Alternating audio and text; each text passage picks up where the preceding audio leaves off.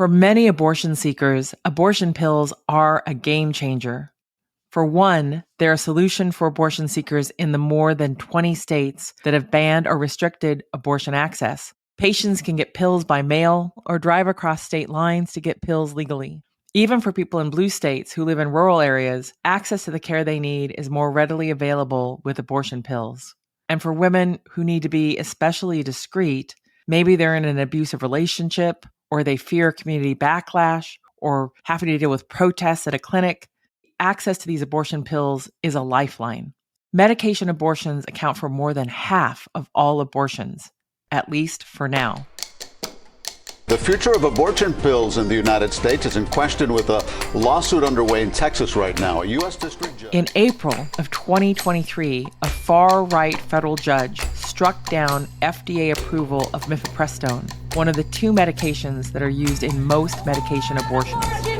Tonight, activists outraged over a Texas judge's ruling late Friday, suspending the FDA's approval of the abortion pill Mifeprex, generically known as mifepristone. Government lawyers contend taking the drug off the market would unravel reproductive care for women in the U.S. A group of far-right doctors had claimed it was rushed through the FDA approval process back in 2000 and was never proven to be safe, despite 20 years of research proving otherwise. And here, one judge, all by his lonesome, has said, no, I disagree with all of those experts. I don't think this drug should be on the market. The Biden administration says it will appeal. New confusion today after another judge rules in favor of the pill. Will the Supreme Court decide the issue? The case bounced around in appeals until finally, in December of last year, the U.S. Supreme Court agreed to make a final ruling. Now, the question of whether a drug for medical abortions, something that has made abortion simple and accessible for millions of Americans, comes down to just 9 people, 6 of whom were handpicked by Republican presidents under the guidance of rich, powerful right-wing activists.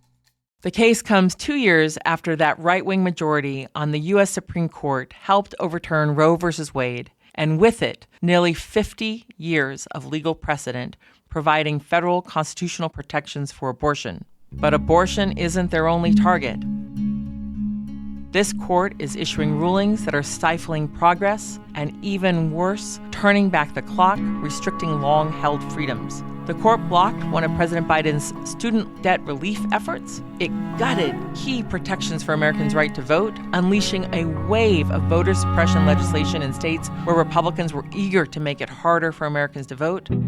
So what is next? What can we expect from these right-wing operatives cloaked in judicial robes and the networks at work to serve them up cases that will expedite this regressive and repressive agenda?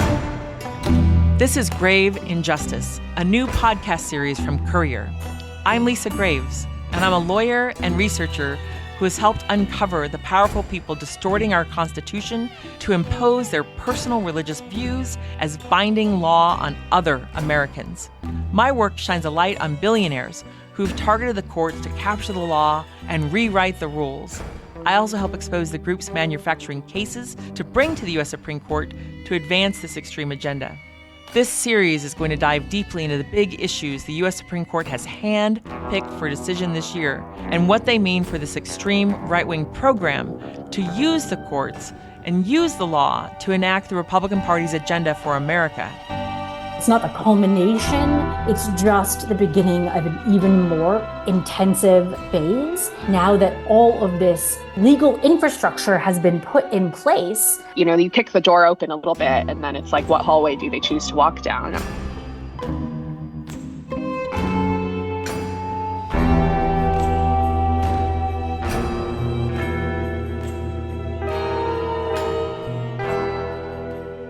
Up next, Bex's story. Hi, it's Mark Jacob. I'm a former Metro editor of the Chicago Tribune and former Sunday editor of the Chicago Sun-Times. Today I'm the author of Stop the Presses, a weekly newsletter from Courier about how right-wing extremism has exploited the weaknesses in American journalism, and also what journalists and you can do about it. As a lifelong journalist, I couldn't stay silent as bad actors in politics game the system while others in my profession turn a blind eye. So every week, I'm holding the news media accountable and encouraging us all to be more than fact checkers. We must be fact crusaders. Make sure you're subscribed to receive my newsletter every Monday. You can subscribe at stopthepresses.news. That's one word, stopthepresses.news, or at the link in our show notes. Thanks a lot. Before Bex sat down to talk with me about her 2 abortions, she needed to find something to do with her hands. Okay, I'm back. I realized I had nothing to doodle with, and I'm a doodler. So.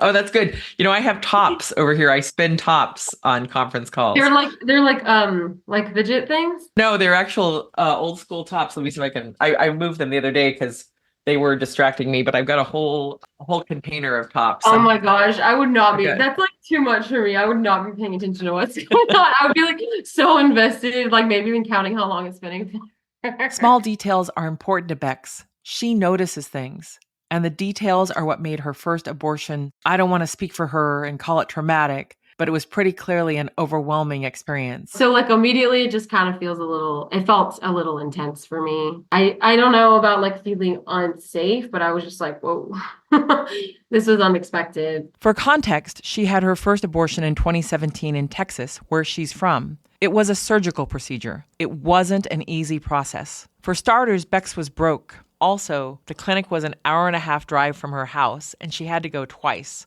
First for an ultrasound, and then for the procedure itself. But it was the little things that made the procedure so ghoulish. I walked in the building, there's like, metal detectors, and you have to take everything out of your pockets, and they like check your IDs. It's like not like a normal routine thing for healthcare, to be like someone with a gun is like asking for your ID when you walk through the door. Then there was the sterile, uninviting medicalness of the whole place. I grew up homeschooled, so I didn't go to school, which also meant we didn't really have to go to the doctor. So I think that I still have like really extreme feelings of discomfort in a lot of medical settings. They weren't like a routine thing for me growing up. So whenever I went, it was like something really bad had happened, or I just feel really uncomfortable, I would say, in like most medical settings. She had to listen to the fetal circulatory system, and they also made her look at the ultrasound display. Because of regulations, you had to have an ultrasound, you had to listen to the like heartbeat, cardiac activity. They actually made me look at the screen.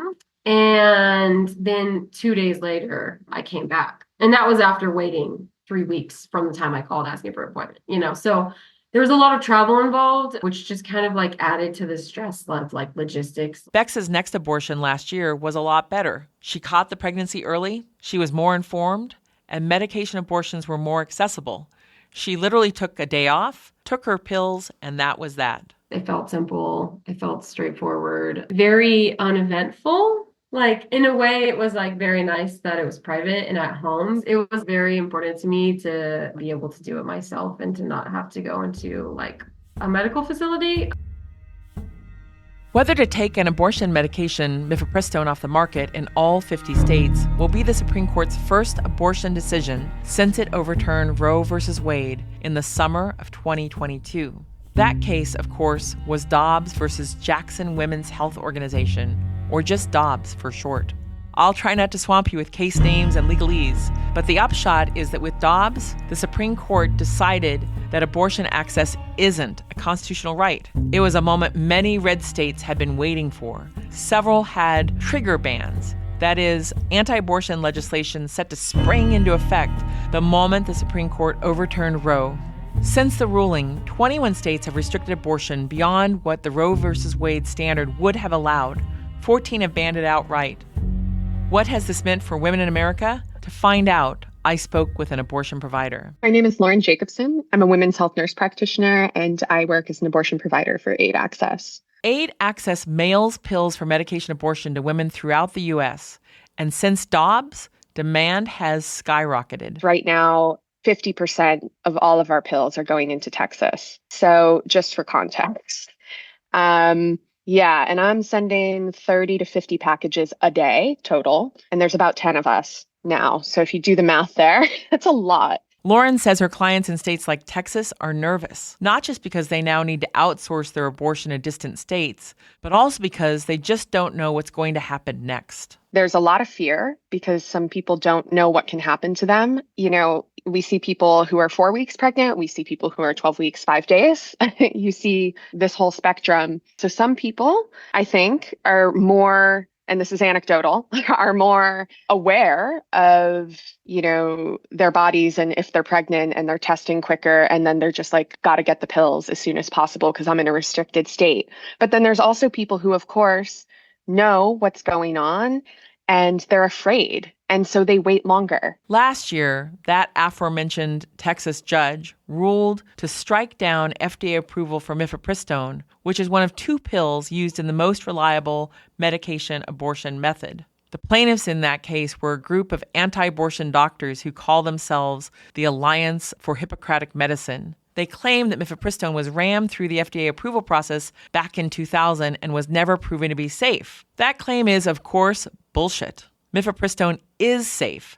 A paper in the Stanford Law Review pointed out that after 20 years on the market, mifepristone is, quote, one of the most studied drugs available, end quote, and is safer than penicillin and Viagra, and 14 times safer than childbirth. It's just crazy to me that a pill that was FDA approved, 23 years ago, is suddenly just people are deciding, oh no, we're going to say it's no longer safe based on absolutely no evidence. I mean, it's incredibly safe comparatively to, as you know, Tylenol, Viagra. The potential risks or complications are less with mifepristone. Renee Bracey Sherman agrees. She's the founder of We Testify, an abortion advocacy group. She also co-hosts the podcast, The A-Files, A Secret History of Abortion. It's settled science.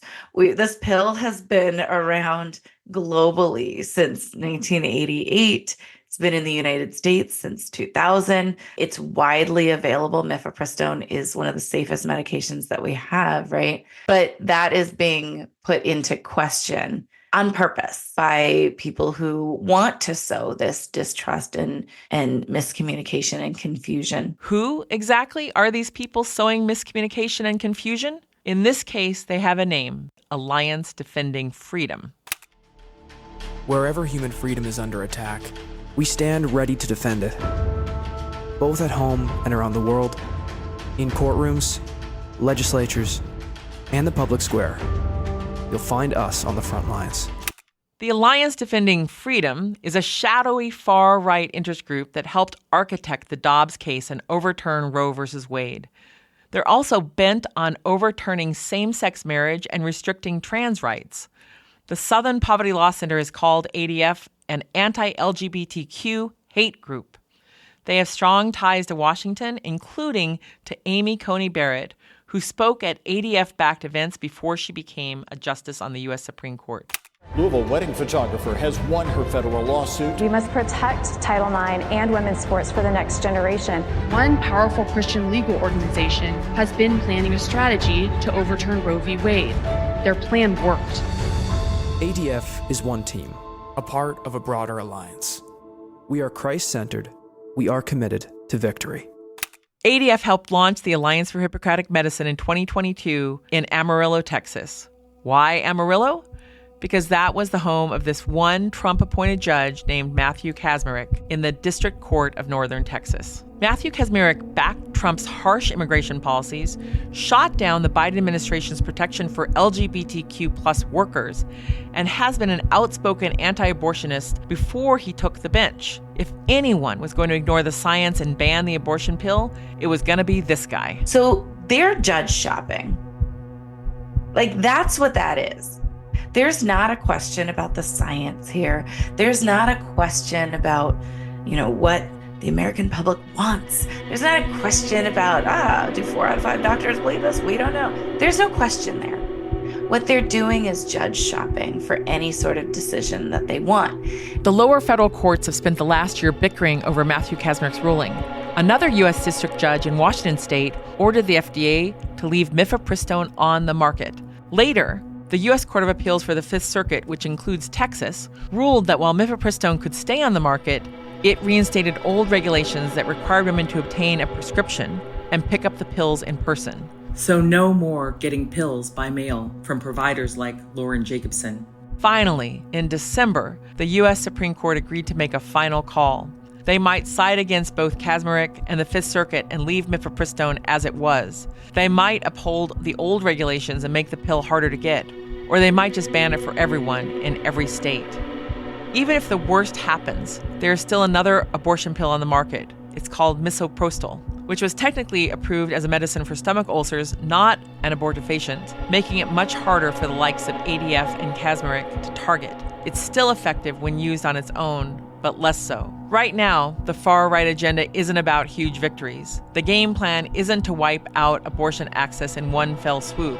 It's about the little things, making it that much harder for people to obtain medical abortions, sowing that much confusion and misinformation about their options, setting a precedent for revoking FDA approval so that maybe next time they can go after a stomach ulcer medication or surgical abortions or even contraception. If they can't get it over, get the pill off the market altogether, which is their ultimate goal, they then want to make it as inaccessible as possible, because it's more than half of abortions are now done with the pill. People are able to self-manage it on their own, and they don't have to travel out of state to go to a clinic, right? There are telemeds, places where you can order the pills online. There's so many ways to get it. And that is what they're scared of. They're scared of this freedom and this liberation because they know they can't then shame people outside of clinics. People still access abortion pills up to 13 weeks. They just use the misoprostol only regimen. I mean, it's still an option. It's just, why do that when you have a safer, more effective method? Why would we go that route? Stop saying it's about safety. It's not. You're actually making it less safe. And you know that. This isn't about safety. This isn't about children. If it was about pro-life and protecting children and safety, these same people would be the ones fighting for, health insurance for everyone, for more equality, school safety. This is about controlling people and pushing a, quote, pro-life or anti-abortion agenda that just restricts people who have uteruses bodily autonomy. It's a human rights violation. And in Roe, the Supreme Court basically agreed. The 14th Amendment, which was ratified in 1868, says that no state shall, quote, deprive any person of life, liberty, or property without due process of law. In Roe v. Wade, the court decided that liberty included choosing whether or not to carry a pregnancy to term. But in the Dobbs decision, Justice Alito said that because the Constitution makes no mention of abortion specifically, and, quote, until the latter part of the 20th century, such a right was entirely unknown in American law, that, quoting again, the 14th Amendment clearly does not protect the right to an abortion. He went on to say that the laws and culture of the time indicated that abortion would not have been protected, and he admonished previous rulings saying, quote, Roe either ignored or misstated this history. But the justices aren't historians.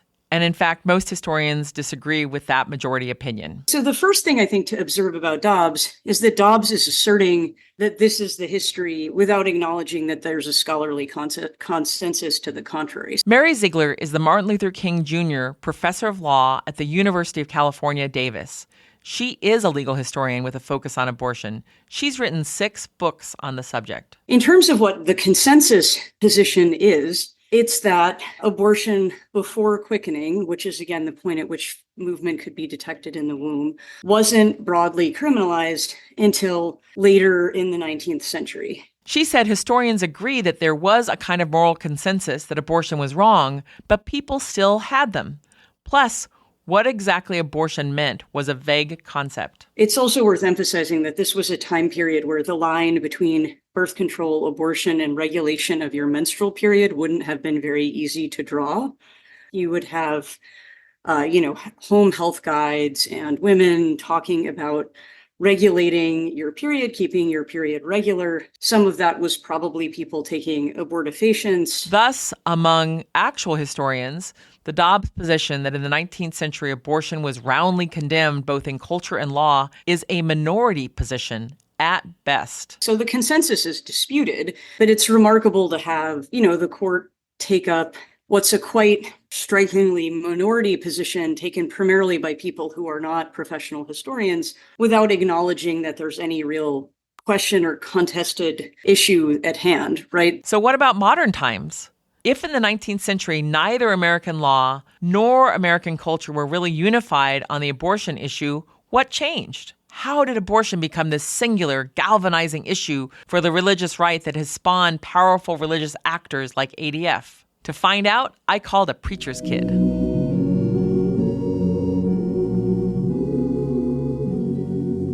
My name is Randall Balmer. I'm the John Phillips Professor in Religion at Dartmouth College, also an Episcopal priest and generally a historian. Randall Balmer is a former evangelical Christian. In fact, his father was a pastor. I grew up within the evangelical subculture.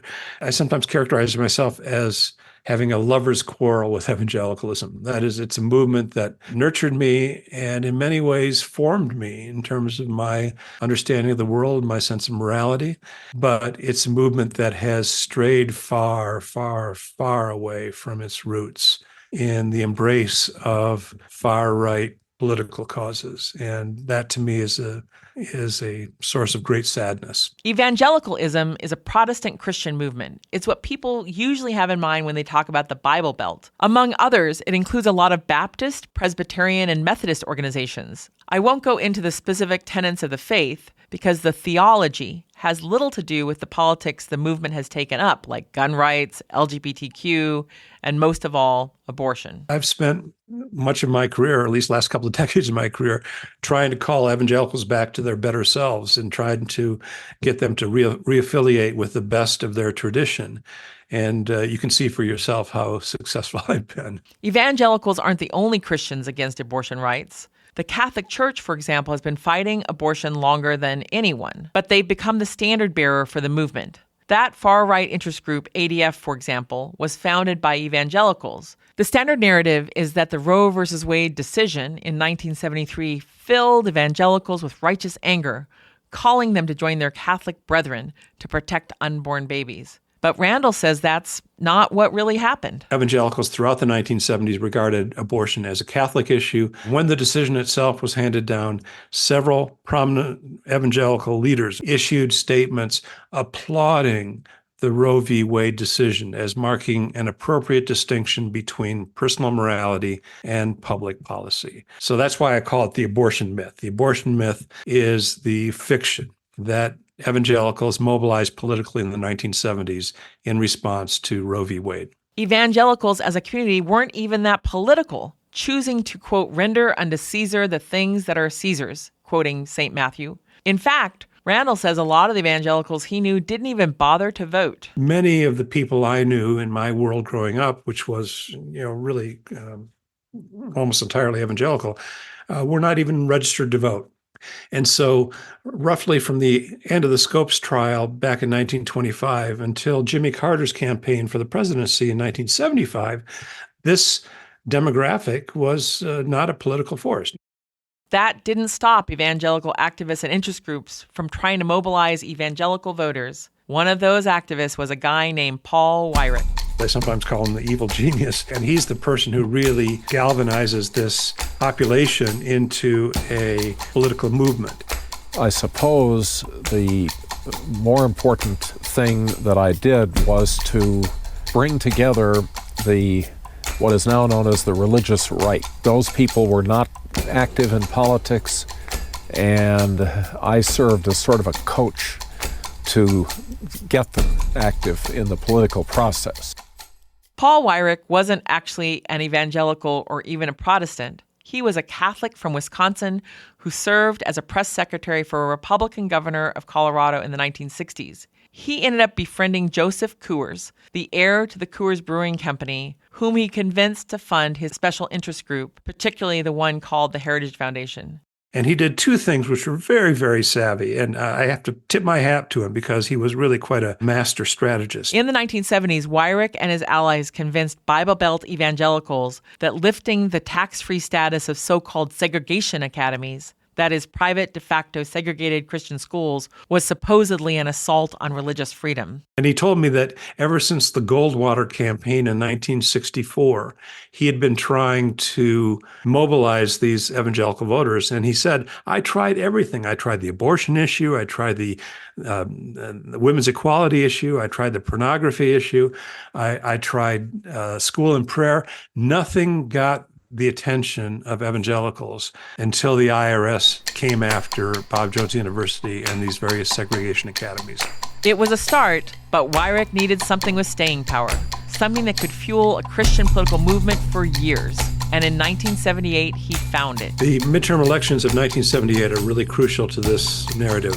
And what happens, according to Weyrich, is that he went to the head of the Republican National Committee, Bill Brock, and he asked for money to help mobilize evangelical voters, whereupon Weyrich vowed to go out and elect some rather improbable people to the Senate in 1978. Weyrich cherry-picked 4 Senate races to prove his case, 1 in New Hampshire and Iowa, and 2 in Minnesota. In each race, a Democrat was running against an anti-abortion Republican. And what happens in those 4 Senate elections, the final weekend of that campaign, pro-lifers, Roman Catholics, leafleted church parking lots on the abortion issue. And 2 days later, with a midterm election, very low turnout, all 4 of these Democratic Senate candidates lose to anti-abortion Republicans. Abortion would galvanize a new Christian right, and over the next 4 decades, they would pull LGBTQ rights, guns, healthcare, sex education, and dozens of other issues into its gravity as well. Today, some of the new standard bearers for the Christian right include House Speaker Mike Johnson. You better sit down, any candidate who says they're going to run for legislature, and say, I want to know what your worldview is, okay? I want to know what you think about the Christian heritage of this country. Marjorie Taylor Greene. We need to be the party of nationalism, and I'm a Christian, and I say it proudly. We should be Christian nationalists. Mike Pence. Just have faith that he who placed this miracle of democracy on these wilderness shores will still surely bless America if we will just turn our hearts to him. And somehow, this guy became an almost Christ-like figure for the movement. 2 Corinthians, right? 2 Corinthians 3:17. That's the whole ball game. Where the Spirit of the Lord, right? Where the Spirit of the Lord is, there is liberty. And here there is Liberty College, but Liberty University, but it is so true. Over the years, organizers of that movement expanded their network of billionaire donors and rich megachurches, which funded such organizations as the Moral Majority, Focus on the Family, the American Center for Law and Justice, and of course, the Alliance Defending Freedom. Up next, what's really going on? Hey, it's Kyle Tharp, and I'm the author of Courier's newsletter, For What It's Worth.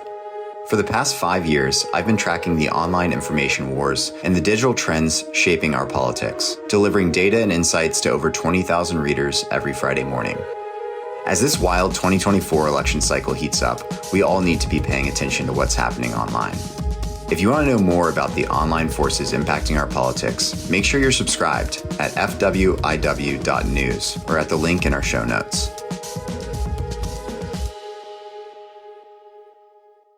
I should point out that most Americans are in favor of abortion rights. 60% of Americans said that abortion should be legal in some form. And since the Dobbs decision, 8 states have passed ballot measures protecting abortion rights or have voted against ballot measures that would have limited them, including in Kansas. Kansas became the first state to vote on abortion rights since the Supreme Court overturned Roe.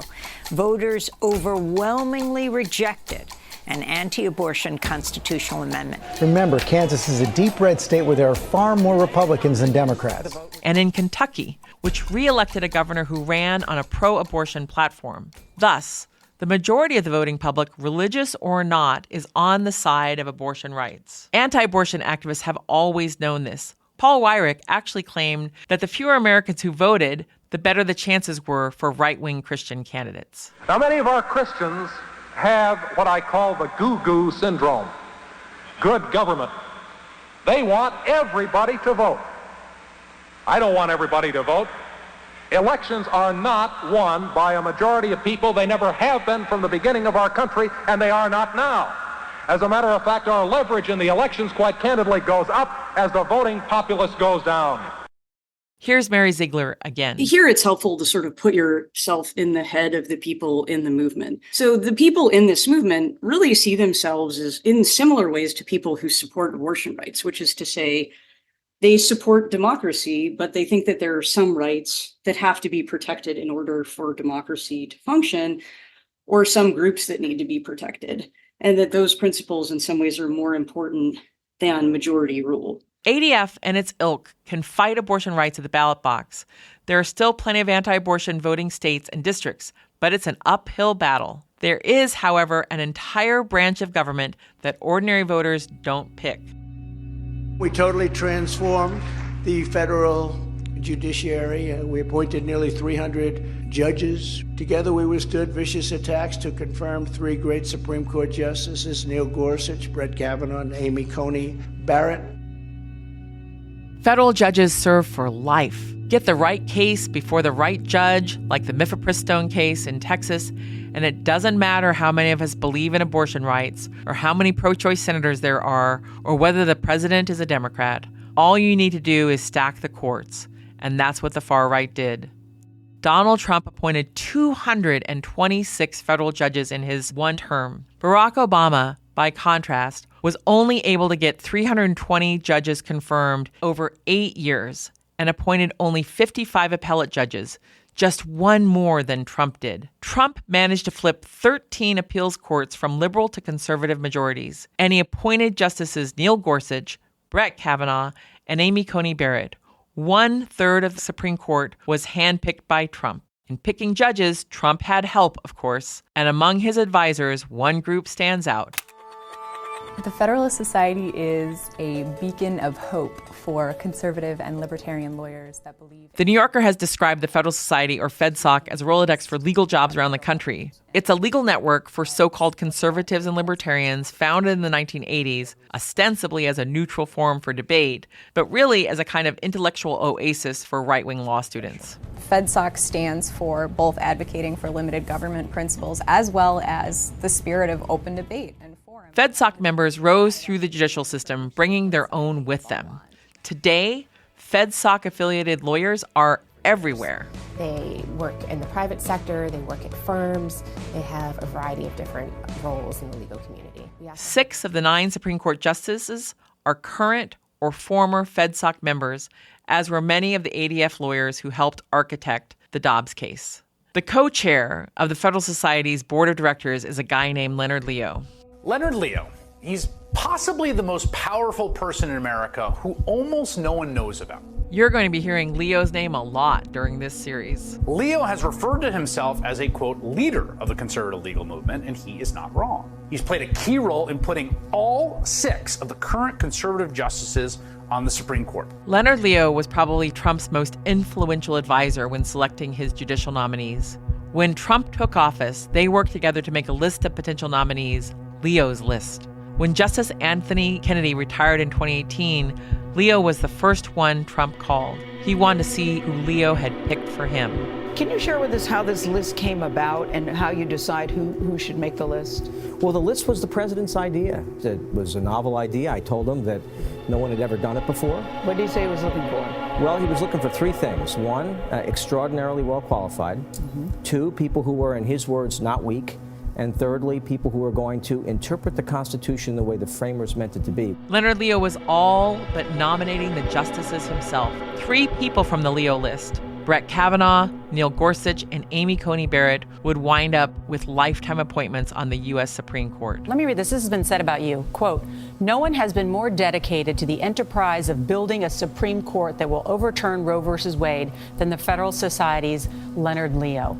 Do you believe with this pick, replacing Kennedy could finally be the nail in the coffin of abortion rights? Roe v. Wade has been a scare tactic that's gone back 36 years. I don't think people should be worried about Roe v. Wade or any other particular case. The justice is saying we hold that Roe and Casey must be overruled. Americans need to know who Leonard Leo is. They need to know he is responsible for the right of women to choose being taken away for the first time in a half century. What we have is so many actors acting in concert in order to tee up cases to what is now an incredibly reactionary U.S. Supreme Court, as opposed to a previously very conservative U.S. Supreme Court, to fast track the rollback of so many rights and freedoms that we all thought we were guaranteed. Sarah Lipton-Lubet is president of Take Back the Court, a think tank with a mission to rebalance the courts after the Trump era. She describes the way groups like ADF are leveraging a so-called conservative court. They have been really manufacturing plaintiffs in order to bring cases in federal court that would move forward a conservative agenda. And when I say manufacture plaintiffs, I really mean manufacture plaintiffs, right? They're making up plaintiffs. They're kind of creating lawsuits out of whole cloth. Case in point, the Texas mifepristone case. The plaintiff, the Alliance for Hippocratic Medicine, was formed for this specific lawsuit, specifically in Amarillo, for this specific right-wing judge, Matthew Kacsmaryk. Kacsmaryk, of course, was a Federal Society member. When the case was appealed, the appellate judge, James C. Ho, was also FedSoc. So ADF makes up these cases, funnels them into conservative jurisdictions. That goes up to the incredibly reactionary U.S. Court of Appeals for the Fifth Circuit, which at this point is lawless is an understatement. They're kind of unhinged in their pursuit of a right-wing agenda. Now the case lies before a Supreme Court with a 6-3 right-wing supermajority. Those 6 justices, FedSoc, FedSoc, FedSoc, FedSoc, FedSoc, FedSoc.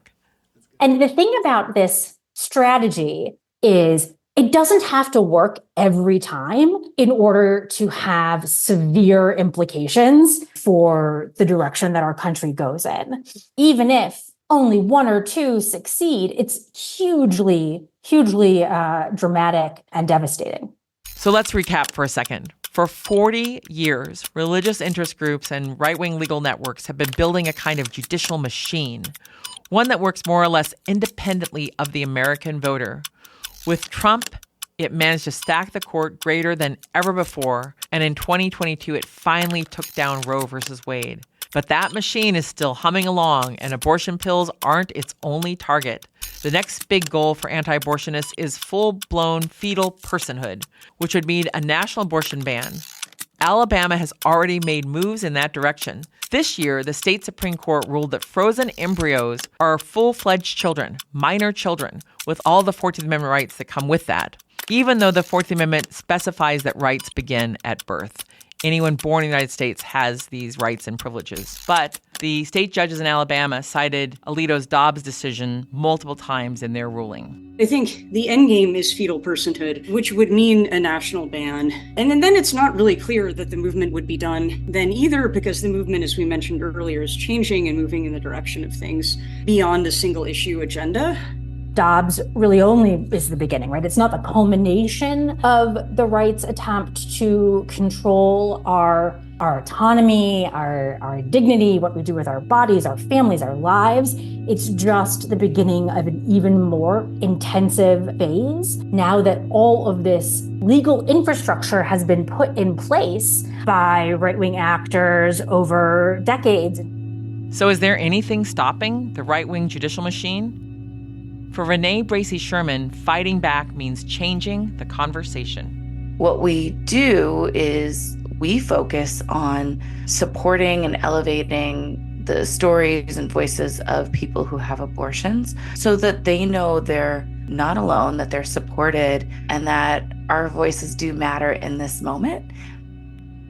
The website for her organization, We Testify, features the personal stories of dozens of people who have had abortions. At the top of the screen, a banner reads, "Need an abortion? Click here." They also sell t-shirts that proclaim, "I had an abortion." The idea is to chip away at the fear and stigma and normalize abortion in society. Thus, when the courts say goes after an abortion pill, the voting public won't think it's just politics as usual. I think for a long time, there's been this idea that abortion, it's a fraught issue. It's broken. Our political system is so divided, and it's actually just not true.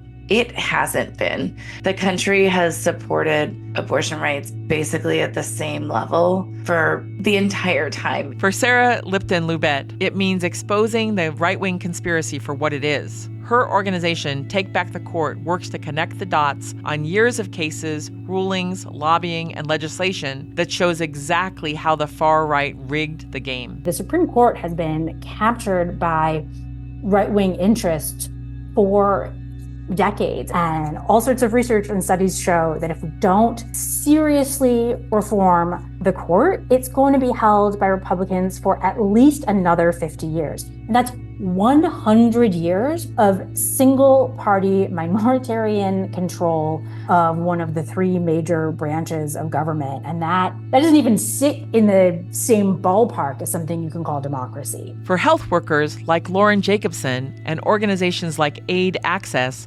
fighting back means shipping abortion pills to anyone who needs them and making sure people have access to abortion by any means necessary, no matter what the donors, lawmakers, lawyers, and judges do to stop it.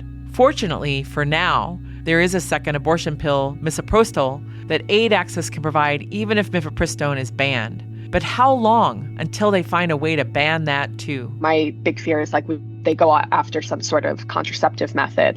You kick the door open a little bit and then it's what hallway do they choose to walk down? I'm sure it's going to be reproductive health.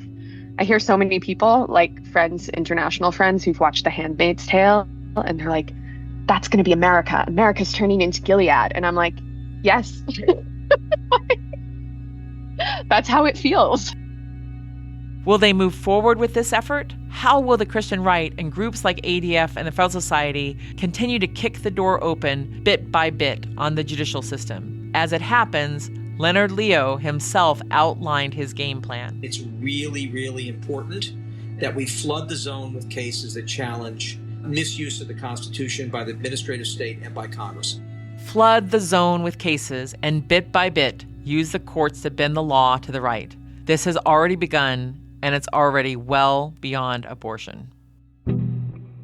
Next time on Grave Injustice. I'm not the only one. Many survivors of domestic violence really had that first response of, what do you mean? We're just going to unprotect survivors of domestic violence. The state of Texas forbade a convicted domestic abuser from having guns. After the man committed 6 shootings, he was finally arrested for gun crimes. Now James Ho and the Fifth Circuit Court of Appeals, the same one that upheld the ban on mifepristone, are using the case to attack one of the most important common sense gun laws that protects countless American women from violence. We'll find out how they're doing it and how Leonard Leo and the gun lobby are reshaping the Constitution to deprive us of our most basic protections under the law. That's coming up next time on Grave Injustice.